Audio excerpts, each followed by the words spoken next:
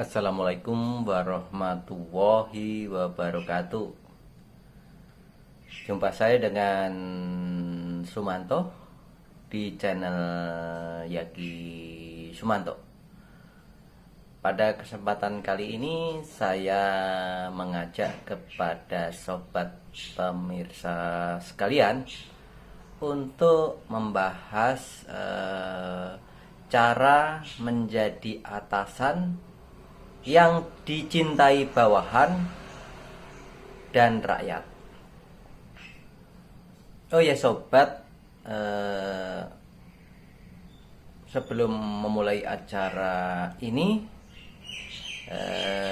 saya mohon kepada sobat pemirsa sekalian untuk menekan tombol like dan subscribe bagi yang belum pernah subscribe, dan bunyikan lonceng notifikasi sehingga saudara akan mendapatkan updatean terbaru dari tayangan channel Yaki Sumanto.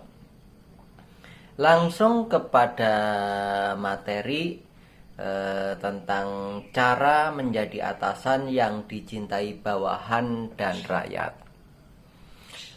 Untuk bicara terkait masalah atasan, di sini kita harus paham bahwa kita ketika bekerja atau kita bergabung dalam suatu organisasi, tentunya ada struktur organisasi di mana ada yang di bawah atau mungkin di atas, ada yang dipimpin, ada yang memimpin gitu. Sementara juga dalam organisasi itu sendiri kita juga tidak bisa terlepas daripada masyarakat atau rakyat sekelilingnya yang mana berada di luar dari organisasi, instansi atau mungkin lembaga. Kadang kita kalau masuk dalam perusahaan atau mungkin lembaga atau instansi, di kepala kita, di telinga kita itu kadang sering kita dengar itu namanya atasan, ada bos, ada komandan, ada pimpinan gitu.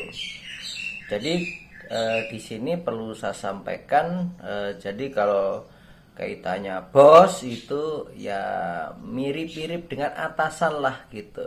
Tapi kalau bos itu ya atasan yang paling tinggi itu namanya bos gitu.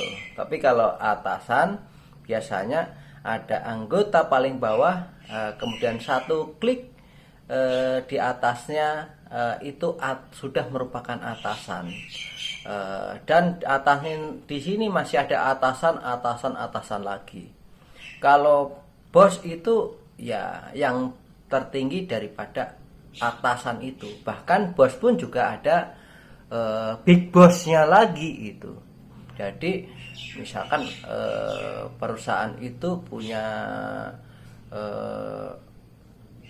atasannya, yaitu grup gitu. Jadi bosnya atau atasan yang tertinggi grup yaitu namanya big boss gitu.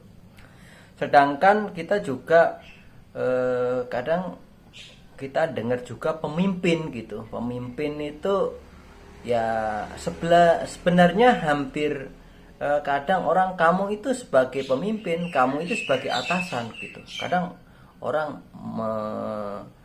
memberikan panggilan kepada kita itu dua hal tersebut sekaligus.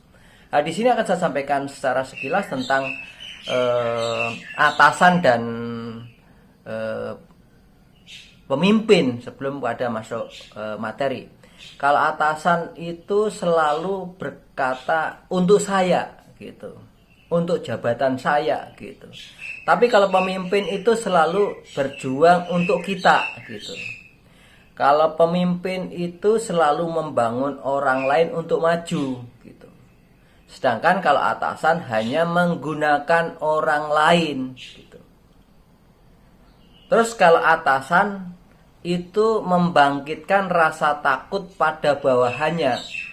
Sedangkan kalau pemimpin adalah dia yang menghargai gitu. Kemudian selanjutnya pemimpin itu selalu memberikan apresiasi. Sedangkan kalau atasan biasanya selalu melihat prestasi seseorang itu, apakah dia mumpuni atau tidak. Itu sekilas yang sobat perlu ketahui. Atasan atau mungkin bos dengan pemimpin gitu. Nah, sekarang di sini saya sampaikan bagaimana sih kita juga bisa memerankan sebagai atasan, juga bisa memerankan sebagai seorang pemimpin gini. Sehingga di sini saya sampaikan topik di sini, cara menjadi atasan yang dicintai bawahan dan rakyat gitu. Atasan itu bagaimana kita itu membuat tugas yang diberikan kepada kita atau organisasi yang kita pimpin itu agar sukses mencapai tujuan atau cita-cita organisasi.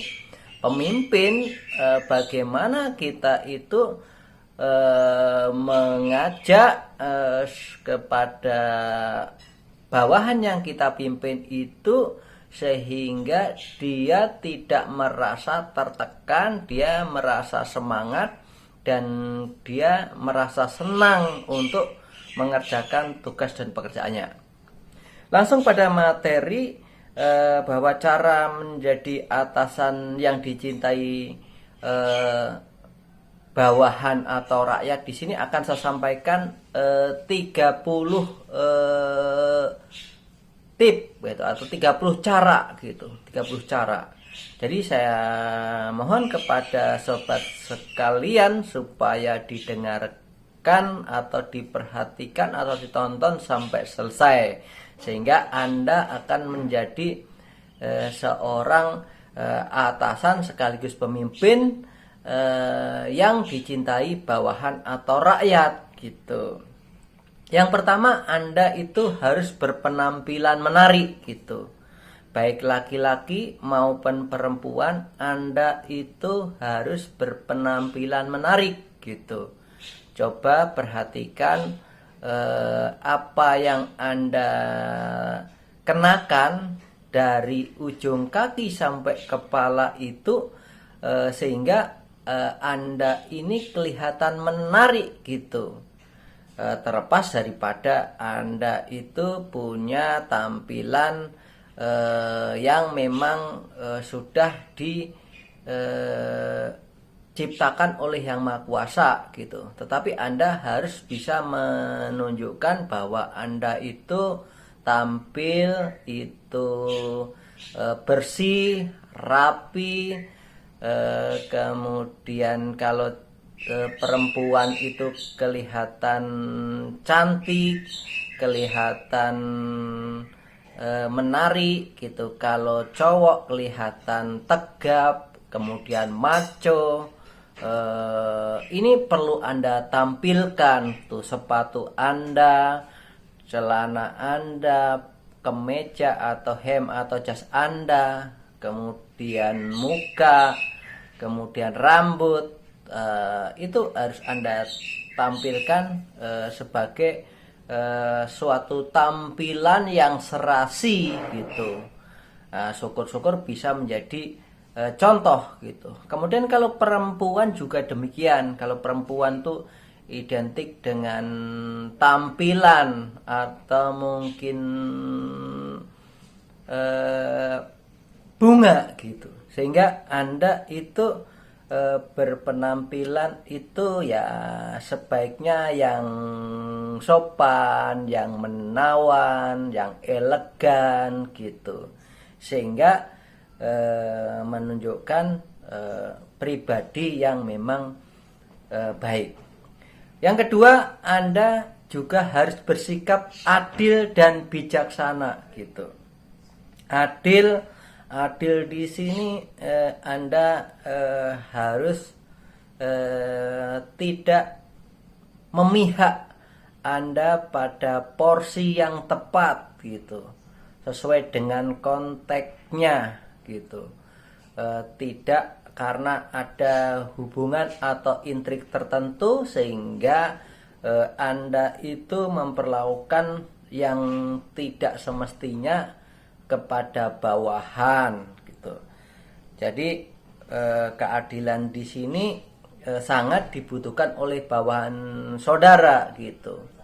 Jadi Anda harus peka terhadap ini gitu. Kadang orang itu sudah diberikan jumlah yang sama antara A dan B, kadang dia berpersepsi kita tidak adil gitu. Makanya harus diberikan sesuai dengan porsinya, dengan penjelasan dan pengertian yang baik.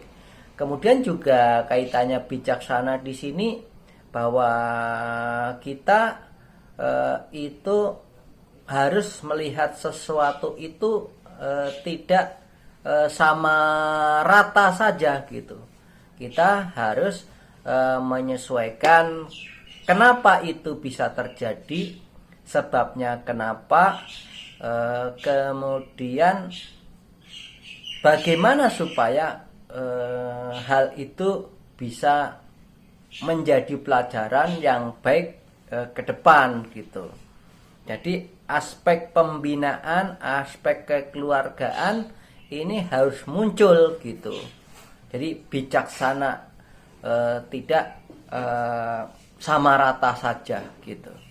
Kemudian yang ketiga, Anda sebagai seorang atasan itu harus cerdas dan pandai gitu. Banyak kita jumpai atasan banyak tanya kepada bawahan gitu. Karena ketidaktahuannya gitu. Jadi tidak pandai gitu. Dan tidak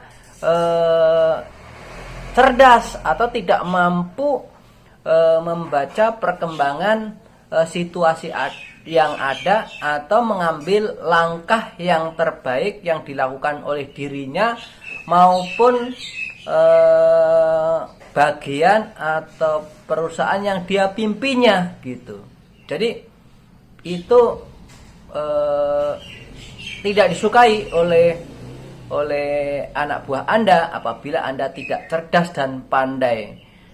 Anda kalau cerdas dan pandai itu akan membuat bawahan Anda itu menjadi tentram, bahagia gitu, karena langkahnya menjadi cepat dan langkahnya akan menjadi mudah untuk pekerjaan yang dilakukan. Yang keempat, sebagai seorang atasan itu juga harus kuat dan lincah gitu. Kuat gitu karena jabatan atau posisi yang Anda duduki sekarang itu tentunya mempunyai tanggung jawab yang besar gitu.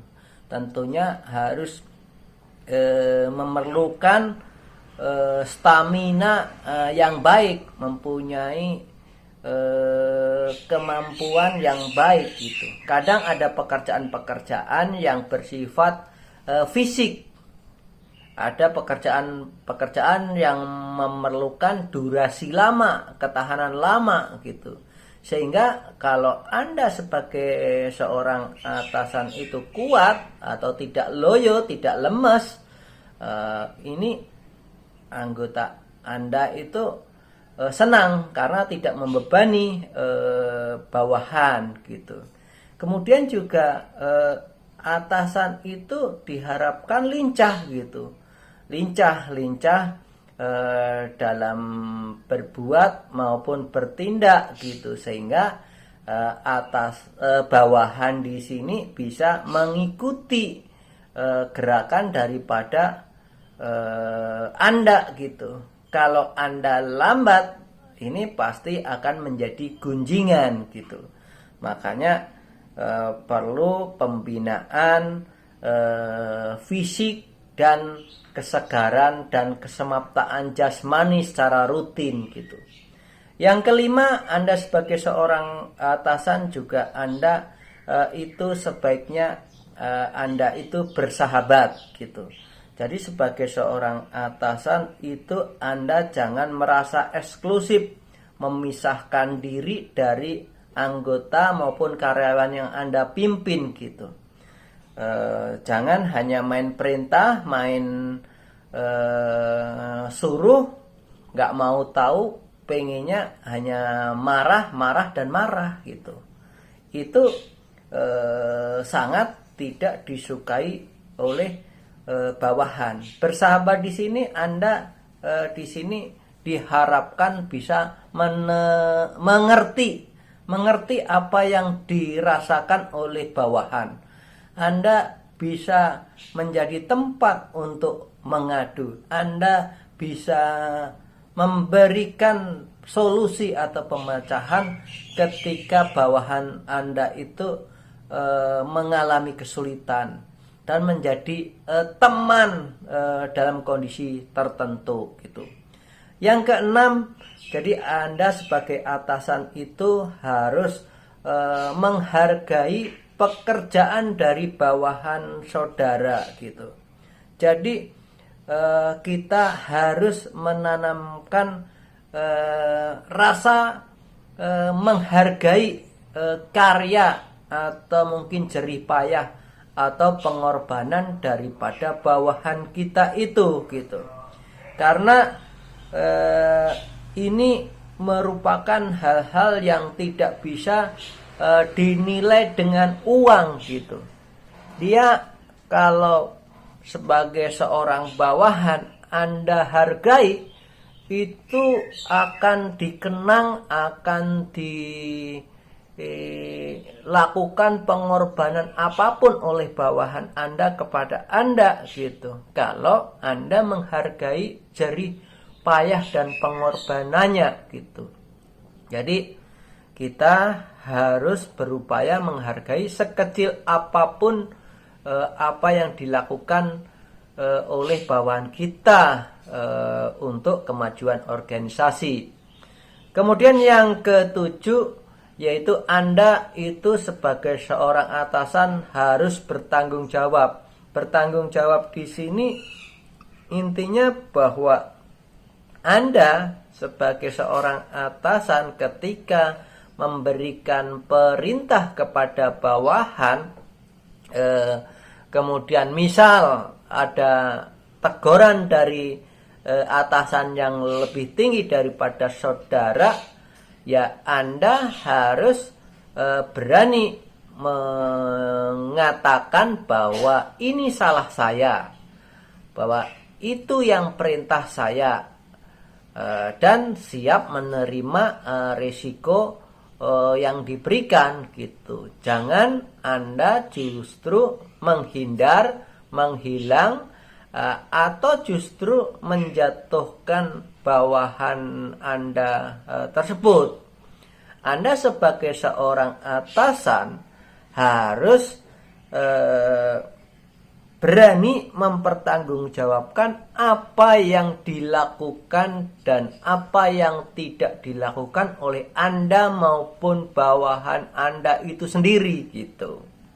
Nah, itu memang risikonya kita menjadi seorang atasan itu begitu gitu. Kalau nggak mau bertanggung jawab, ya Anda menjadi bawahan saja gitu.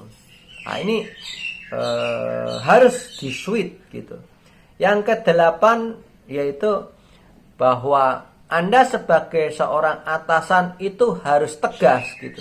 Tegas di sini bahwa kegiatan itu tentunya dipengaruhi oleh berbagai hal, dikendalikan oleh waktu, oleh target, oleh kondisi. Ini tentunya harus berjalan sesuai dengan tim schedule yang sudah ditetapkan oleh organisasi, lembaga atau instansi atau mungkin pimpinan yang lebih tinggi gitu.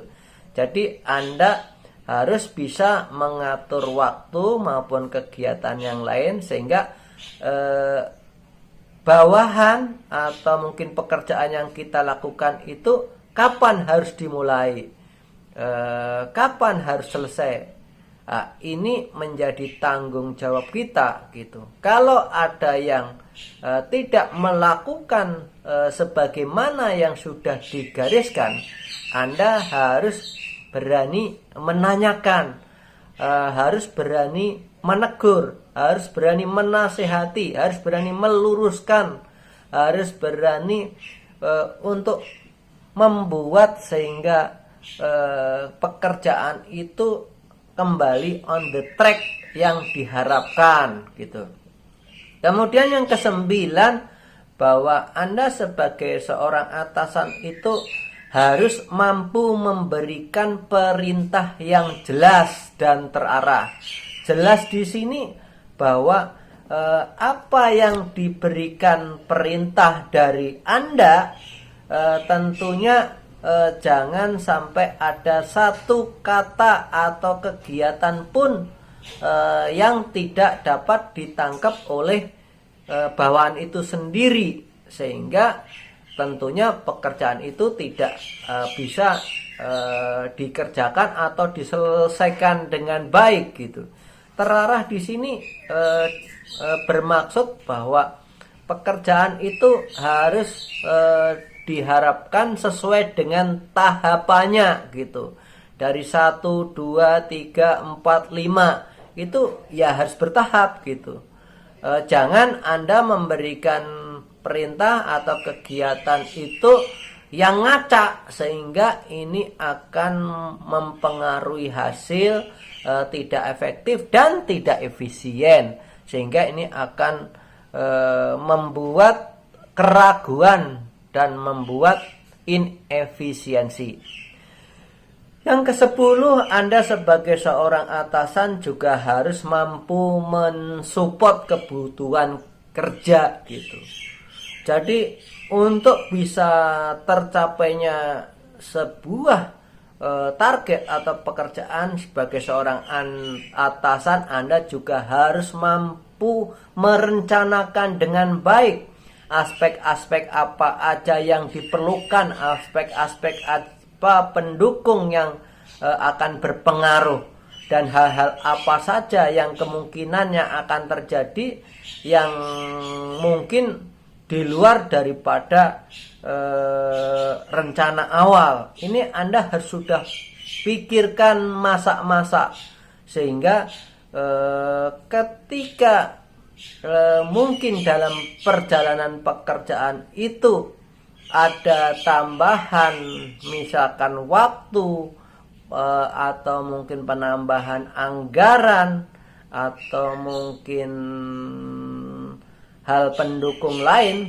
kalau memang itu demi lancarnya pekerjaan atau target yang diberikan, Anda harus berani untuk memberikan solusi atau mungkin menghandle atau mungkin Anda mensupport itu, sehingga pekerjaan tidak mandek dan tidak justru bawahan yang mengeluarkan dana maupun pengorbanan yang lebih gitu. Jadi Anda sebagai seorang atasan di sini diharapkan harus mampu mensupport kebutuhan kerja gitu. Yang ke-11 juga Anda sebagai atasan itu diharapkan juga harus membimbing gitu. Jadi kadang ada karyawan atau prajurit atau anggota kita itu yang tidak sepandai kita, tidak secerdas kita, tidak selincah kita yang kita harapkan. Jadi kita harus mulai dari orientasi, pengenalan, pelatihan, pembimbingan, pemantauan gitu. Dan ini harus dilakukan terus-menerus gitu. Sehingga dia akan terbantu, namun juga dia diberikan kedewasaan dan tanggung jawab sehingga dia akan cepat beradaptasi. Sehingga bimbingan ini diperlukan oleh bawahan saudara, terutama yang baru. Demikian juga yang lama, kadang yang lama ini juga punya seni yang unik gitu. Kadang dia merasa hebat, merasa pinter, sehingga dia dikasih arahan itu justru malah guruin, tetapi dalam prakteknya kadang dia tidak mampu mengerjakan seperti yang kita harapkan. Makanya kita harus memahami satu persatu bawahan maupun karyawan kita itu kita arahkan sehingga dia tetap pada jalur yang kita harapkan. Yang ke-12, sebagai atasan kita juga harus memberikan kesempatan untuk berkembang bagi bawahan kita gitu. Kesempatan berkembang di sini diantaranya adalah kesempatan untuk meningkatkan pengetahuan, meningkatkan keterampilan, baik melalui training, melalui pendidikan jenjang yang lebih tinggi, maupun peluang-peluang menyangkut masalah karirnya gitu. Kita sebagai atasan harus memberikan peluang seluas-luasnya, karena bawahan pada waktunya harus bisa naik jabatan, pangkat atau karirnya, menggantikan seniornya secara bertahap dan berkelanjutan. Yang ke-13, sebagai atasan kita juga harus peduli pada kesulitan bawahan. Bawahan biasanya dari berbagai latar belakang kehidupan yang berbeda-beda. Di sini kadang mengalami kesulitan ekonomi, kesulitan masalah bagaimana menyelesaikan permasalahan keluarga, anak, atau lingkungannya gitu. Atau mungkin pada kondisi tertentu dia mungkin tidak ada uang untuk pulang atau ke kantor, atau mungkin terlilit hutang. Ini kita sebagai atasan harus peduli kepada bawahan kita bantu yang bisa kita lakukan dan kita berikan solusi agar dia tetap semangat bekerja sambil menyelesaikan permasalahan yang ada gitu. Kita berdayakan temannya maupun kita juga ikut turun langsung. Yang ke-14, Anda sebagai atasan juga harus turun ke lapangan. Turun ke lapangan di sini bahwa bawahan itu dalam dinamika kerja kadang pada saat diberikan perintah itu menyampaikan jelas, mengerti, bisa gitu. Tapi dalam prakteknya di lapangan kadang dia itu ragu-ragu, takut ini, takut itu, kemudian lamban dalam mengerjakan pekerjaannya. Di sini Anda sebagai seorang atasan harus mampu memantau, mengawasi, mengendalikan apa yang dilakukan maupun tidak dilakukan. Makanya ini penting sekali. Dengan pemantauan, pengawasan secara terus-menerus, kalau ada hal-hal yang tidak sesuai yang kita harapkan, kita bisa memberikan nasihat, memberikan arahan, memberikan bimbingan, atau memberikan solusi. Dan kita juga bisa memperhatikan satu persatu kinerja dari karyawan atau prajurit kita ini secara real di lapangan. Itu.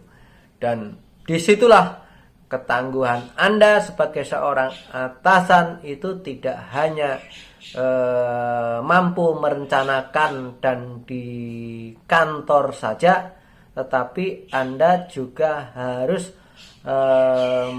mengetahui dan menguasai pekerjaan teknis di lapangan. Walaupun Anda juga harus pintar membagi waktu, kapan di lapangan, kapan membuat perencanaan, kapan Anda rapat, kapan Anda diskusi dan lain sebagainya.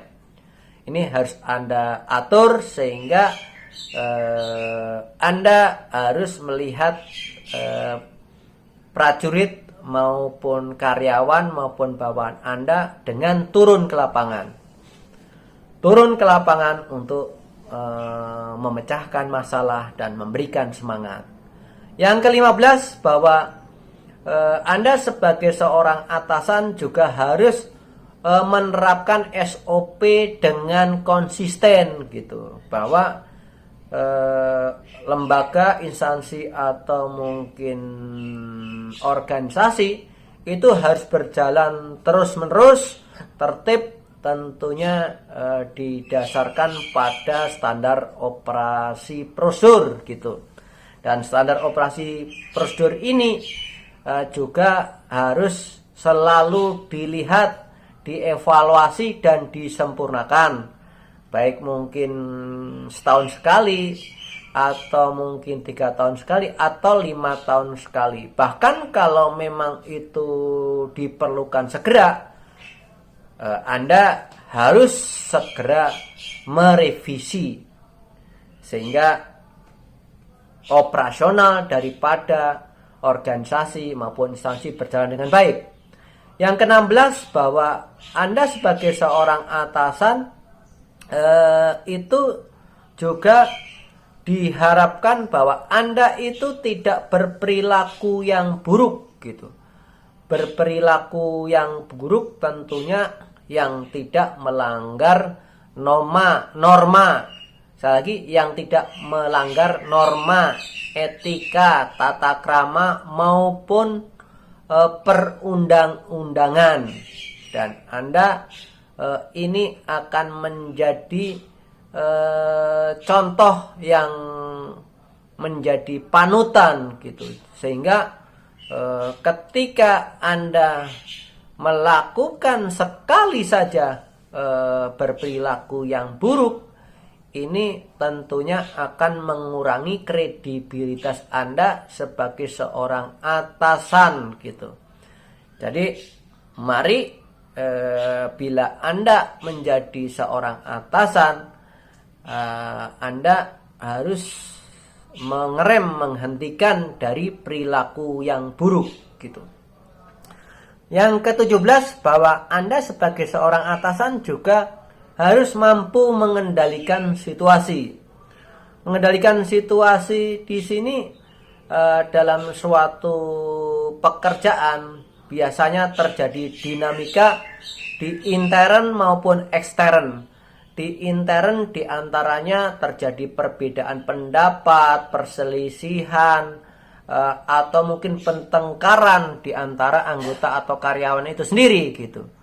Anda harus peka terhadap situasi yang berkembang sehingga Anda bisa memantau lebih awal, sehingga Anda bisa menekan dan meminimalisir kemungkinan yang terjadi. Atau kalau misalkan terjadi, Anda harus melakukan langkah-langkah cepat sehingga situasi yang buruk atau konflik atau yang berakibat fatal itu Anda bisa redam, bisa Anda dinginkan, sehingga bisa menjadi dingin dan berjalan sesuai dengan apa yang diharapkan. Demikian juga kaitannya dengan pekerjaan-pekerjaan yang memang harus dilakukan. Ketika tidak sesuai dengan tracknya, Anda harus segera itu melakukan koreksi dan perbaikan sehingga situasinya tidak menjadi caruk-maruk. Yang selanjutnya juga situasi itu juga bisa diakibatkan karena faktor ekstern, kaitannya masyarakat atau mungkin persaingan bisnis atau instansi yang lain. Anda harus mampu mendeteksi dengan komunikasi dengan instansi atau mungkin teman atau sahabat atau perusahaan atau instansi yang lain.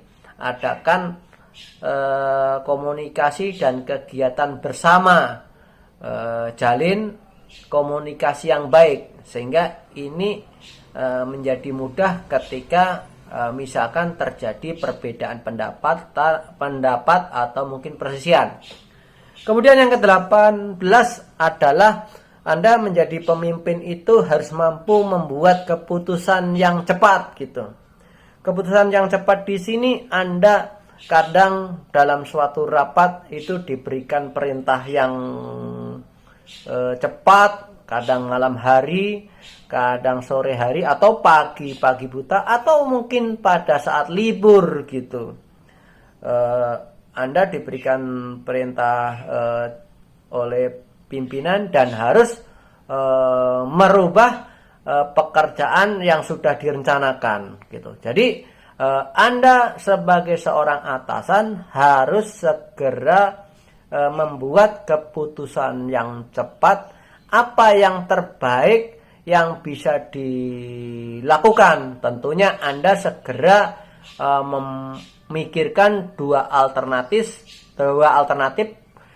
kegiatan yang harus dilakukan, dan ini segera harus diputuskan dan tentunya dikomunikasikan dengan pihak-pihak yang terkait, dilaporkan kepada atasan kita, kemudian kita yakinkan pekerjaan ini bisa berjalan sesuai dengan rencana. Demikian juga keputusan cepat ini diperlukan pada kegiatan di lapangan yang memerlukan aksi yang cepat, karena kalau tidak segera diberikan keputusan yang cepat, ini akan berakibat yang fatal. Anda makanya perlu antisipasi ini, dan komunikasi tetap harus berjalan dan dibina terus-menerus.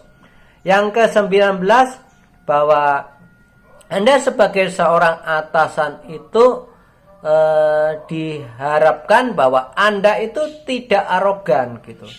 Atasan itu tidak arogan gitu. Walaupun Anda mempunyai kewenangan untuk memerintah, mengatur, bahwa Anda memerintah dan mengatur itu harus didasarkan pada ilmu, didasarkan pada rasa, didasarkan pada pencapaian tugas, disinergiskan sehingga ini menjadi baik.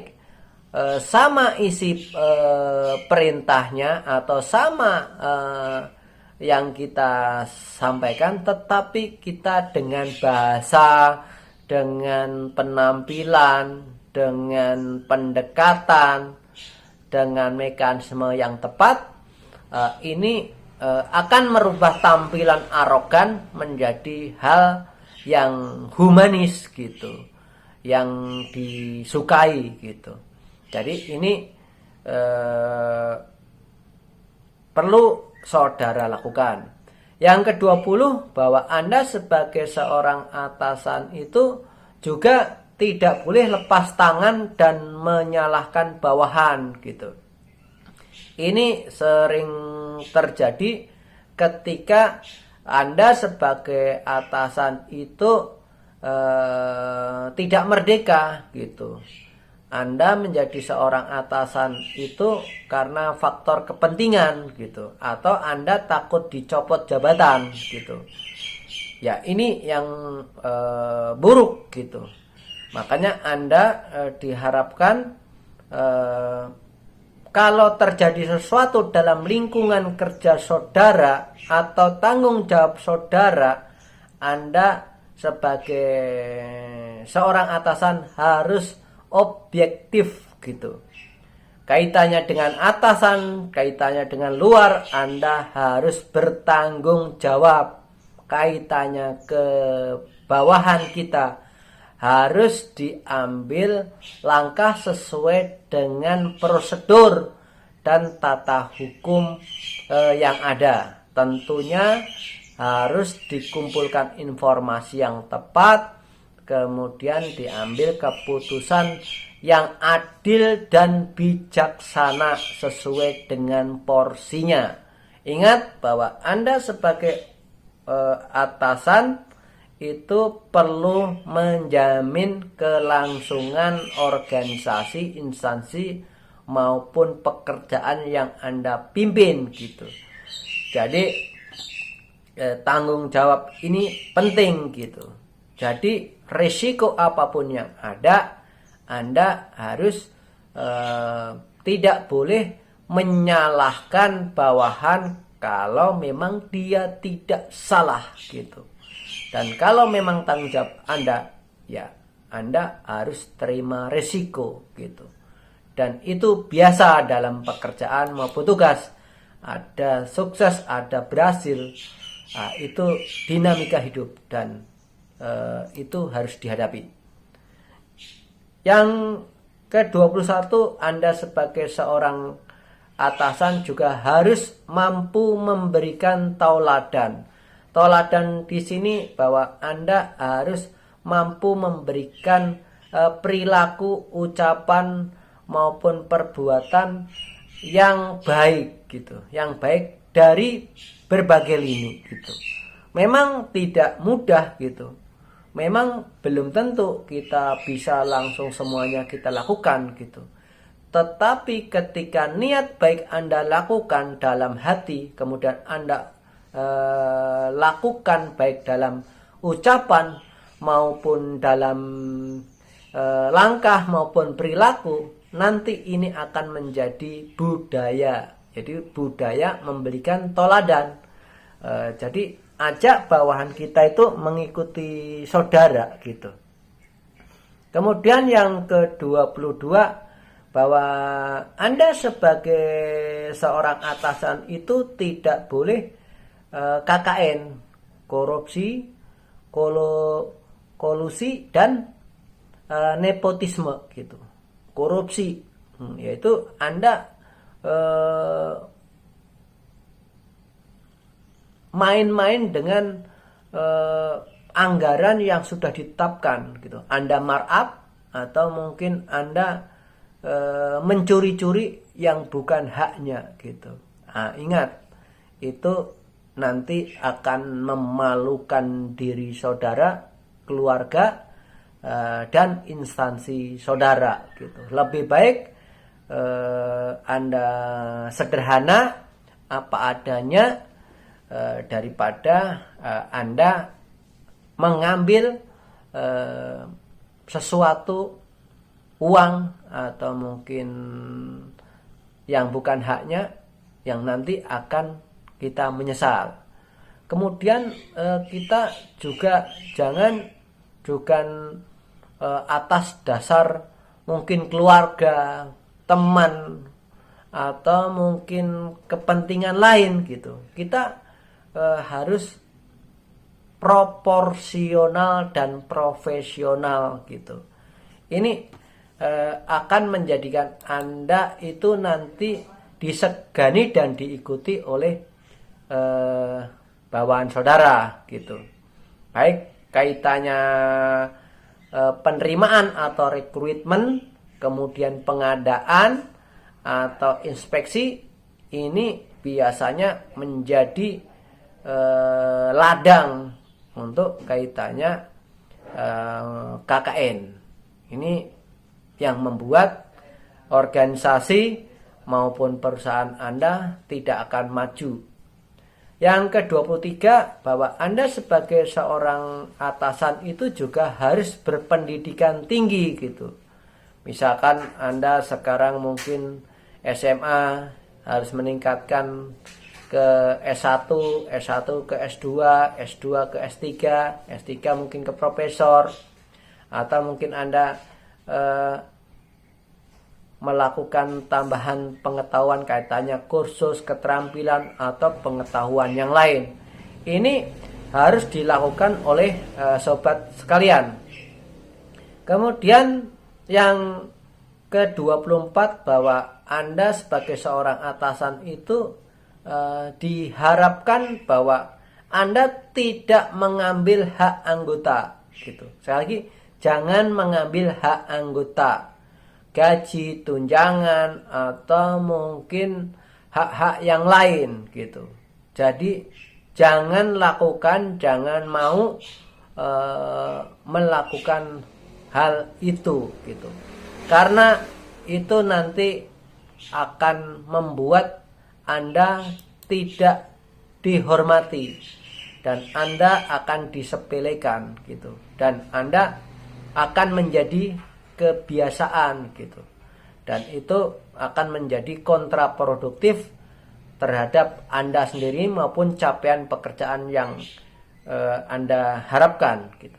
Yang ke-25 bahwa Anda sebagai seorang atasan itu juga harus memikirkan kebutuhan anggota gitu. Memikirkan anggota di sini Anda memikirkan kaitannya masalah kenaikan gaji, kemudian kebutuhan mungkin seragam, fasilitas, maupun kebutuhan lain yang bisa membantu anggota atau bawahan kita itu meningkatkan produktivitas dari perusahaan. Kalau perusahaan maju dan sukses, diharapkan anggota juga menikmati. Kalau anggota atau bawahan itu diperhatikan kebutuhannya, diharapkan berkontribusi yang positif kepada perusahaan. Tanamkan rasa memiliki dan mencintai perusahaan atau instansi atau lembaga atau negara. Yang ke-26 bahwa Anda sebagai seorang atasan itu juga harus berani, mau, dan mampu melakukan regenerasi. Lagi harus mau, mampu, dan berani melakukan regenerasi gitu. Jadi proses untuk kelangsungan organisasi perusahaan maupun instansi itu harus ada regenerasi. Jadi ketika atasan tidak ada, bawahannya harus bisa menghandle gitu. Bawahannya harus dilatih, disiapkan, dibekali ilmu, keterampilan, pengetahuan untuk pada waktunya menjadi atasan. Kita menjadi atasan juga harus membekali diri untuk menerima tugas tanggung jawab yang lebih tinggi lagi, tentunya dengan peningkatan kemampuan, pengetahuan, dan sumber daya yang lain. Yang ke-27 adalah bahwa untuk menjadi atasan itu Anda atasan yang dicintai oleh bawahan, yaitu Anda harus mau menerima saran gitu. Yakini bahwa sesuatu itu apabila dipikirkan bersama, dikerjakan bersama, itu akan menjadi ringan, akan menjadi mudah, dan menjadi lebih baik. Tapi ingat, ada juga sesuatu itu banyak orang memberikan saran, tapi hanya saran saja gitu. Tapi tidak ada aksinya, atau hanya asal ngomong saja, atau asal bunyi saja. Jadi kita intinya saran atau masukan kita terima, nanti kita putuskan yang terbaik bagi kelangsungan pekerjaan organisasi maupun lembaga. Yang ke-28 bahwa Anda sebagai seorang atasan itu juga harus menjadi pemersatu. Dalam suatu perusahaan, instansi maupun lembaga, terdiri dari berbagai latar belakang suku, agama, kemudian pendidikan, ekonomi, sosial yang berbeda-beda, termasuk cita-cita yang berbeda-beda, keinginan berbeda-beda. Anda harus menjadikan pemersatu. Jadi Anda harus menjadikan contoh, Anda harus berada di tengah-tengahnya mereka.